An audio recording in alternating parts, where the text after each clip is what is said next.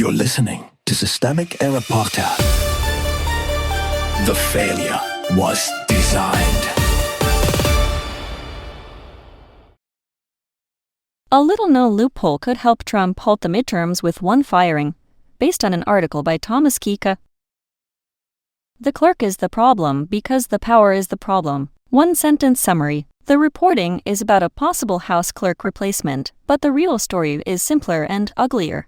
A president willing to contest an election can exploit ordinary legal authority to create extraordinary damage, and the system still depends on decent behavior from people who have already shown they cannot be trusted.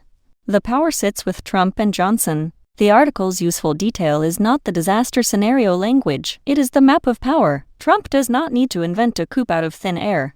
He needs Speaker Mike Johnson to use a legal House power to remove Clerk Kevin McCumber and replace him with someone compliant. That is the machinery here. Presidential pressure on a partisan speaker, then institutional procedure used as camouflage. This is not a story about confusion, it is a story about leverage. Trump's role is to manufacture the claim of fraud and demand obedience. Johnson's role is to translate the demand into a procedural weapon. The clerk is only the visible hinge. Misdirection is the point. The piece correctly notes that Democrats have had some success in court when local officials refused to certify elections. That matters, but it also shows how much of American democracy now survives by litigating sabotage after the fact. The political class keeps treating each new abuse as a discrete emergency instead of a pattern of hostile governments. The article frames this as a frightening but legally possible scenario. That is accurate, but incomplete. Legal is not a defense. It is the indictment, a system that lets one party leader pressure a speaker into gaining the first step of seating a House majority has already built the exit ramp for anti-democratic behavior. The clerk is not the story. Kevin McCumber may be nonpartisan, but that label should not lull anyone. Nonpartisan administrators do not neutralize partisan power when partisan leaders are prepared to weaponize procedure. The clerk is not the source of the threat.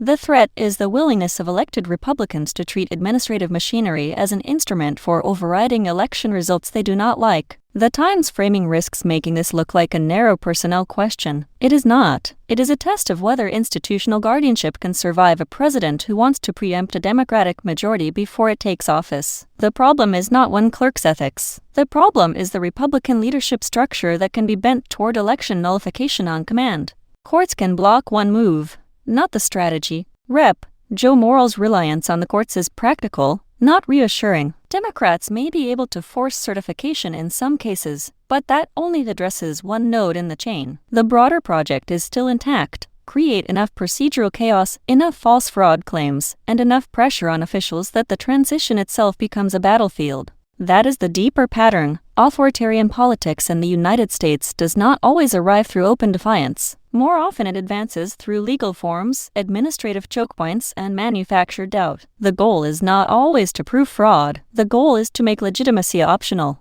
The Democratic lesson. If Democrats win the House, the battle is not just over seating members. It is over whether the opposition party can convert normal procedural discretion into an anti-electoral veto. That means the response cannot be limited to courtroom defense after the fact. It has to include aggressive institutional hardening, public naming of responsible actors, and an end to pretending that Republican procedural power is neutral when it is being used to threaten Democratic transfer of power. This story is not about one vulnerable office.